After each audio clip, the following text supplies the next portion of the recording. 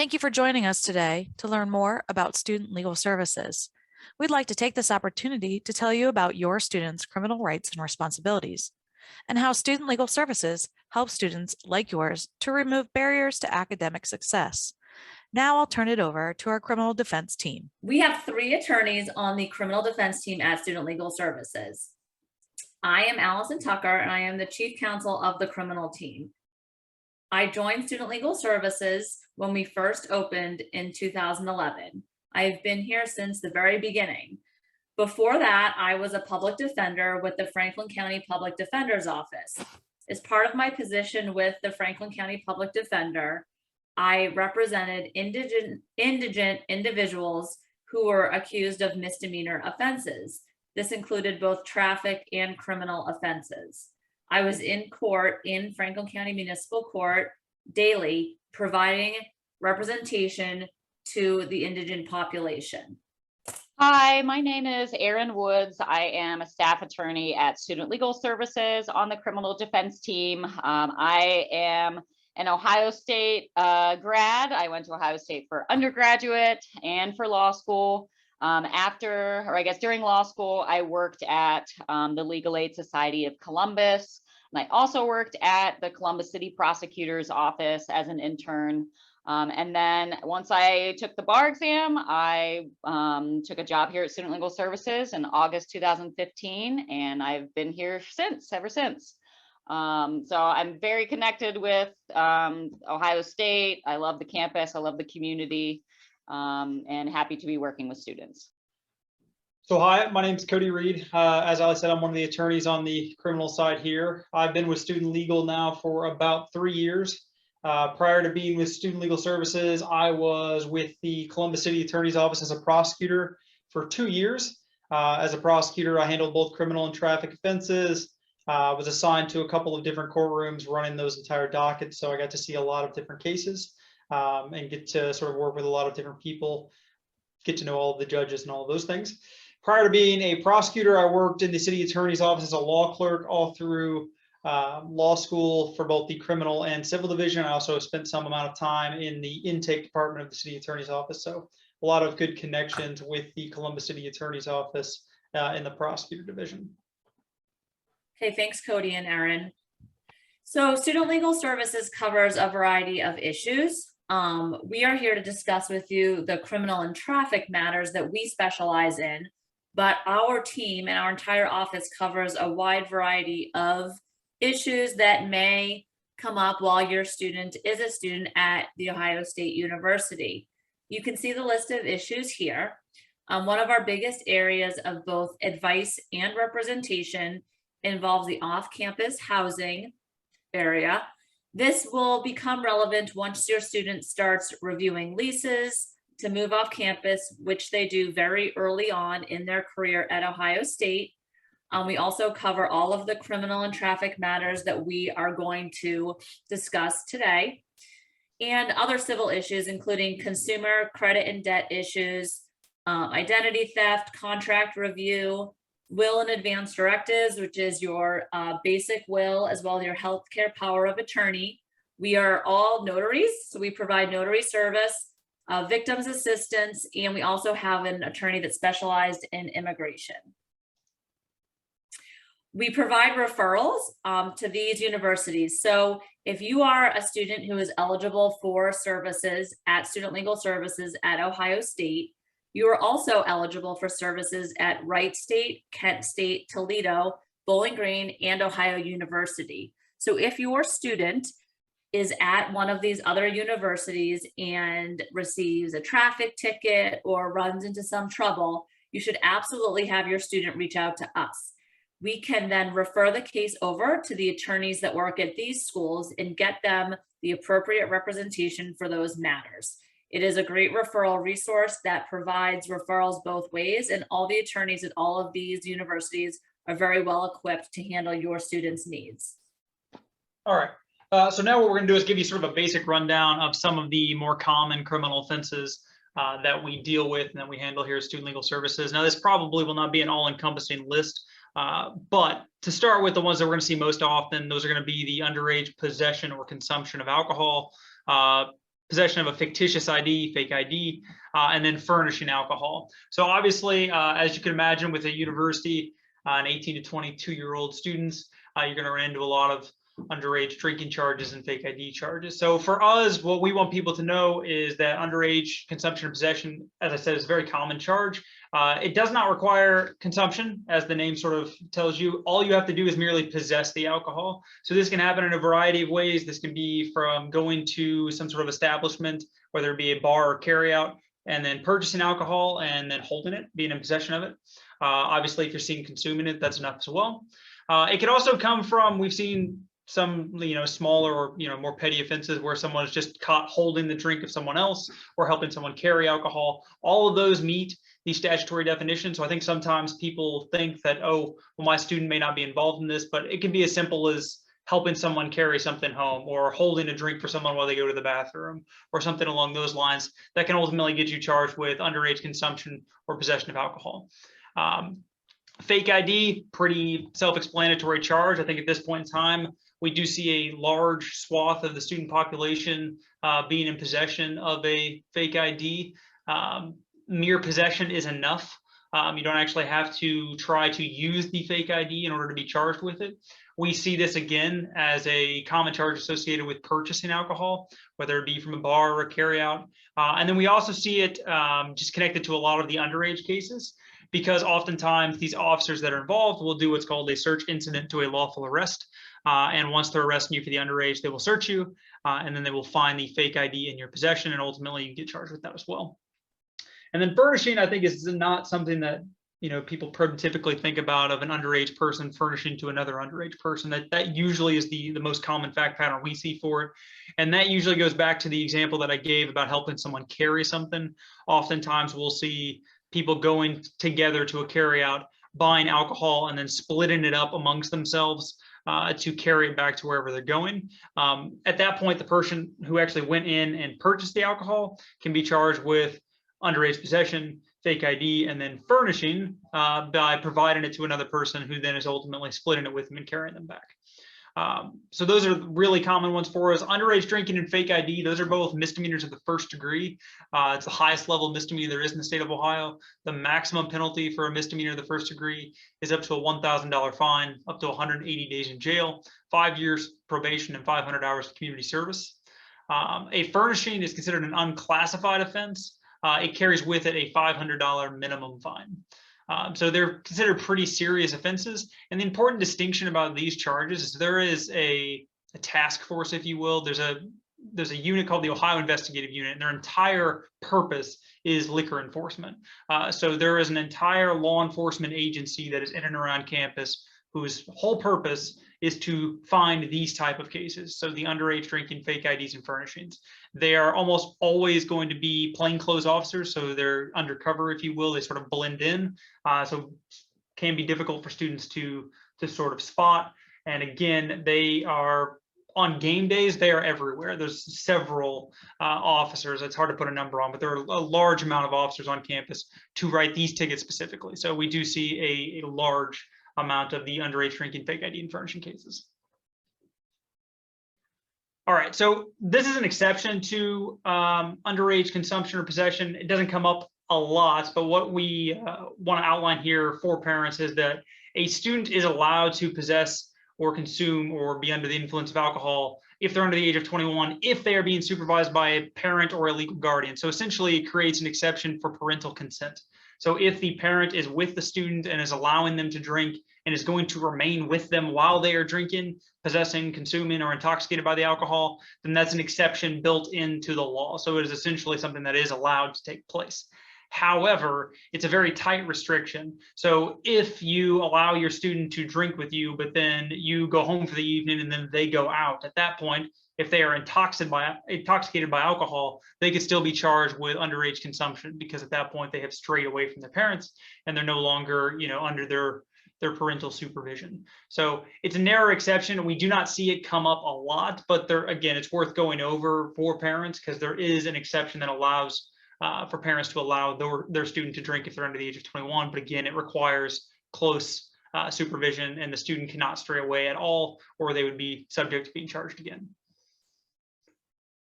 So drug charges, a common question we get is marijuana legal? So at this point in the state of Ohio, marijuana is not legal. It is still considered to be illegal. Possession is a minor misdemeanor for the typical amount that we would see. That being said, here in the city of Columbus, it is not something that the city attorney's office is prosecuting at this point. So most often, if we see a marijuana charge, the city attorney's office is typically going to just dismiss that charge and not pursue it. Now, that being said, there would still be ramifications associated with the university if the university found out that you were in possession of marijuana, as well as if you were in a different jurisdiction. So the city of Columbus is currently the only jurisdiction that we're aware of that is just outright dismissing these cases. Other jurisdictions surrounding Columbus that are still in here in Franklin County may opt to pursue a marijuana charge. So ultimately, you could still end up having to either have a trial or be convicted of a marijuana charge. And in that case, you do suffer some pretty harsh ramifications in the event that you qualify for federal student loans. Marijuana is still considered a drug, and thus you would have a drug conviction on your record, which could disqualify you from receiving federal financial aid. So obviously, want people to be very careful. Marijuana is not legal in the state of Ohio, although at this point it is starting to be decriminalized. It is still illegal. So other charges, just to sort of give you a rundown, again, this is not an all-inclusive list. It's just sort of the things that we see most often. So trespass or criminal trespass, we see that quite a bit. Criminal trespass is a misdemeanor of the 4th degree, so it's the second lowest misdemeanor there is. The maximum penalty for a misdemeanor of the 4th degree is a $250 fine, 30 days in jail, and 2 years of probation. We see criminal trespasses often in about 3 different ways. One being Mirror Lake. That's just one that used to be sort of a tradition here at Ohio State, where people would jump into Mirror Lake on Michigan Week, and has also become sort of a rite of passage for some folks around graduation time. That being said, both the city attorney and the university take that very seriously at this point. So obviously, we would not encourage any student to participate in that, as that is something that, like I said, the city attorney's office and the university take very seriously. We also see criminal trespass occasionally into the stadium. Again, sometimes around graduation time, we will see students try to jump the fence at the stadium to take pictures or whatever it may be inside. Oftentimes there's no real criminal intent. They just really want to get pictures or something like that, but still can't be trespassing into the stadium. And then the other one, which I think used to be a little more common, it kind of comes and goes as do the construction sites on campus, but criminal trespass can often be associated with there just being construction sites and then students cutting through them on their way home. And oftentimes the Columbus Police Department will have someone working special duty just sitting in that construction site. And the second you try to cut through it, you get charged with the M4 criminal trespass. We also see disorderly conduct, sort of a catch-all. It's a very vague statute. And for our purposes, usually when we see disorderly conduct, it has to do with someone being so impaired by alcohol that they cannot care for oneself. It's also used as a way of sort of getting people who are causing annoyance, alarm, acting violent or turbulent. Again, it uses very ambiguous terms to sort of encompass a lot of different behavior. Disorderly conduct can be either a minor misdemeanor, so the lowest level misdemeanor, or a misdemeanor of 4th degree. Again, both low levels. Maximum penalty, I already talked about for an M4. For a minor misdemeanor, it's a $150 fine, no possibility of jail time. Oftentimes, it will be a standalone charge if we're talking about someone being impaired. It could also be something that's attached to an underage, a criminal trespass or whatever, if someone is then acting sort of turbulent or violent in association with that charge. And then the only other thing we see with any real regularity is sort of obstructing official business and resisting arrest. Again, not a ton of these cases, but oftentimes I think the reaction when police encounter you is you get scared and you try to run. We always encourage students not to do that, as that just increases the potential risk of harm to you and the officer who's chasing you. And it's only going to make the circumstance worse, because typically if we see someone charged with obstructing official business or resisting arrest, the prosecutor's office is now going to take that charge far more seriously than they otherwise would have. So definitely never want a student to run from the police. At the point that the police are stopping you, they are already likely going to be charging you with something, and the only thing you're going to do by running is make that worse. So obviously we would never encourage them to do that. Again, that's just sort of a rough overview. We handle any misdemeanor criminal offense here in Franklin County that there is. So obviously any criminal offenses that a student would be charged with, we would always want them to come and talk to us first, so that if it's something we handle, and again, if it's a misdemeanor, it would be that we can provide them with our legal service for that charge. Then along those same lines, traffic is also another thing that we cover. Some students, especially first and second year students, don't have a car on campus, but they may later on in their college career have a vehicle. We see a lot of traffic tickets, just your run-of-the-mill speeding tickets, accident cases, things like that. We do handle OVI, DUI. It's referred to differently by state to state. Here in Ohio, we call it OVI, operating a vehicle while impaired. We do handle those cases. In the instance that your student is charged with an OVI, it can be incredibly expensive. Just the fees associated with the charge itself. OVI is a misdemeanor of the first degree, but it carries with it minimums of $375 fine, 1 year driver's license suspension, and 3 days in jail or 3 days in a driver intervention program. Then there's also going to be fees associated with license reinstatement, as well as taking that driver intervention course. So it can be very pricey, not to mention hiring an attorney for an OVI would be very expensive. So we do want students to know that it is something we handle. Be happy to help them in the event that that ever does come up. So what happens if a student gets charged? We represent them, their case is closed. You still have to go through the process of getting a case sealed, or what some people call expunged. So Ohio offers a sealing of the record. It does not offer expungements. The difference being a sealing of the record means that the government gathers up all the information about the case, locks it up, puts it away, only certain people can access it. Compare that with an expungement would be they gather up everything about the case and they destroy it. So a sealing of the record is a huge part of our practice. If a student were to pick up, let's say, an underage charge, we would help them go through the process of getting it off their record. So other important thing to note with this, however, is that some jobs or employers or career routes might require disclosure, even if a case is sealed.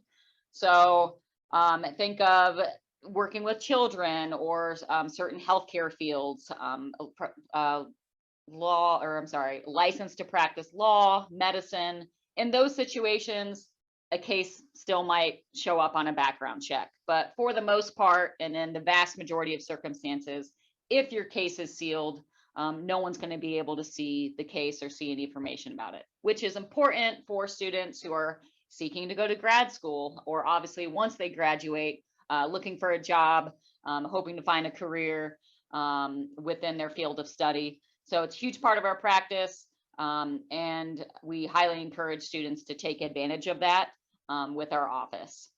Also want to talk a little bit about hazing. Parents, I'm sure you've seen in the news plenty of instances, especially with Greek life, where students are being hazed, people get hurt, sororities and fraternities get shut down. Ohio State has taken a pretty firm stance on hazing in the past few years. So Ohio itself has criminalized the act of hazing. However, the student code, the student code of conduct here at Ohio State goes even further in terms of what could constitute hazing and what a student's requirements are under the hazing code section. So as you can see, even a failure to intervene, prevent, or report an act of hazing may constitute a violation of the student code of conduct. So keep that in mind. Obviously, we want students to have the full experience here at Ohio State. We're not discouraging anyone from joining any type of sorority or fraternity, but there definitely are risks associated with that, given the fact that even if someone's not participating in the hazing, if they see it, they have to report it. So the things you should be talking to them about include, hey, what should you do if you see someone else being hazed, or if you're being hazed? We recommend that you seek guidance, refuse to participate in whatever is going on, rally together, get a group and say, we're not going to participate in this, we're leaving. Obviously, you'll want to talk to a healthcare provider, mental health professional, if it's in some way negatively impact your mental or physical health. health, and then call 911. If there is any problem with someone, being passed out, or if you're seriously concerned, if your student is concerned, they should be contacting 911 immediately. And then you are required then at that point to report that hazing to the university. Obviously, we would love if students, participated in events that do not involve alcohol at all. We want everybody to be safe. We don't want anybody to be engaging in any type of criminal conduct, but we're realistic. Students are going to have events. They're going to plan things. So let's talk to them about how they can do it safely. You can have a safe event. You can have a party. You can have that experience at Ohio State while still following the law and while still being safe. So party smart. If you're going to have a party, if your student is going to have a party, make sure people under the age of 21 do not drink alcohol. You kind of want to treat, your event as if you were a bartender or working at a bar. So have your student check IDs at the door, check IDs again if there is alcohol at that party or event. Provide those non-alcoholic drink options to the people who are underage. Have something for them to drink, snack on, whatever. Posting signs are important, and have a sober monitoring team. Have some designated people that can, call people Ubers, make sure that everyone's feeling okay. Stop serving people that seem like, maybe they're getting too intoxicated. And these are all important because it's a way to avoid liability. There are dram shop laws in Ohio, which basically say, hey, if you serve alcohol to someone who is underage, and then if that person goes out and hurts themselves or someone else, your student could be liable for that. So if whoever they were serving, gets in a car accident, hurts somebody else, they could potentially be sued. So it's really a way to not only protect the people attending the party, but also for your own personal liability.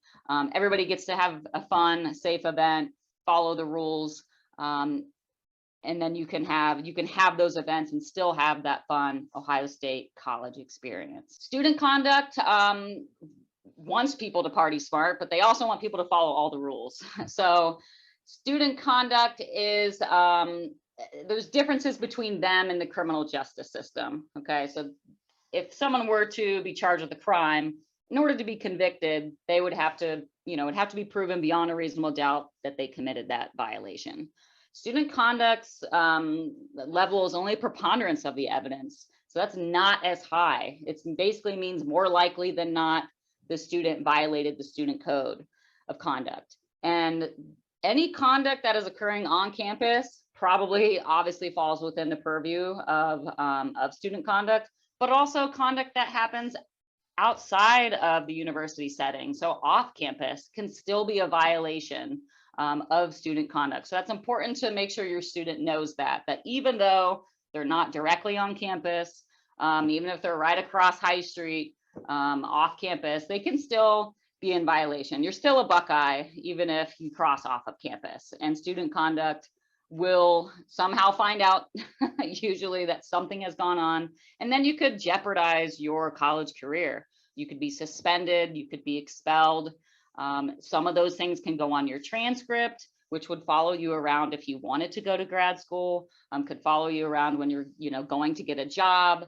They see your transcript, there's a notation on there that you had went through a disciplinary process. Okay, so this is Allie again. I am going to talk to you about violence, stalking, and harassment. So while a lot of what we do involves representing students who are accused of committing infractions or violations of the law, we do see quite a bit of these types of cases. So we want parents to be aware that this is something that we didn't necessarily know would be a large part of our practice area when we started this office, but it has become quite a large part of what we do. So as we all know, alcohol and other drugs complicate sex and impair our judgment. And they affect your ability to properly communicate your consent or lack thereof to another person. Student conduct has a code of sexual misconduct in addition to the regular code of conduct. In addition to student conduct, there are also laws that cover sexual assault, domestic violence, regular assault, stalking behavior, and harassment. So these are areas that we both see students getting into trouble for committing, but also being victimized and being the victim. And we will provide advice and representation to students when they are faced with these very heavy issues. We want your students to know that you can have a positive sexual interaction even while using drugs and alcohol. However, if a person is incapacitated, they cannot give consent. It does not matter if both people are incapacitated. If a person is incapacitated, then the law is that they cannot give consent, regardless of what their body language shows or their verbal communication indicates. So you need, and we continue to educate the students on what this looks like for them in a college environment, being aware of the signs that a person is intoxicated or impaired and what they need to do to protect themselves and their friends. So we do offer advice and representation when these issues do come up. It is very important to have very honest and open conversations with your students, and we will do the same when they come into our office for advice and representation. These are some areas that we refer to. So in the case that your student is choosing not to drink, not to engage in any sort of alcoholic behaviors on campus, then we would refer them to the collegiate recovery community. This is a great community that supports students who are choosing a sober lifestyle. They have events, they have support, other great things. So this is a great community for sober living students. Counseling and consultation services is a great referral for us for students who are in need of counseling, whether it is for anxiety related to their first time away from home or working through some trauma. We can help connect students with counseling and consultation services.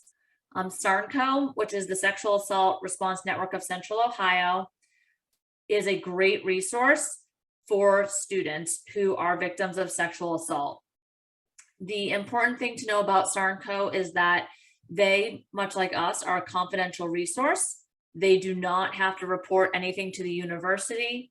They are totally confidential, and they can provide advocacy to a student who has been victimized or sexually assaulted. It's important for your students to know that this resource is available, as well as us. We do assist students who are victims of sexual assault, whether it is to go through the criminal process or to obtain a protection order if they need that. So that is something that you should always keep in mind, and hopefully your student won't need it, but it is a really good resource for them to be aware of. This is how you get in touch with us. So if your student wants to schedule an appointment with us, they can go on our website, call or text. We offer in-person, phone, and video appointments. We have availability throughout the week, and we are always here for your students to provide them with whatever advice and or representation they need. Again, we are a confidential resource and someone they can come to if they have a concern that they need to discuss, or if they actually need representation. So please encourage your students to utilize us as their attorneys while they're at The Ohio State University.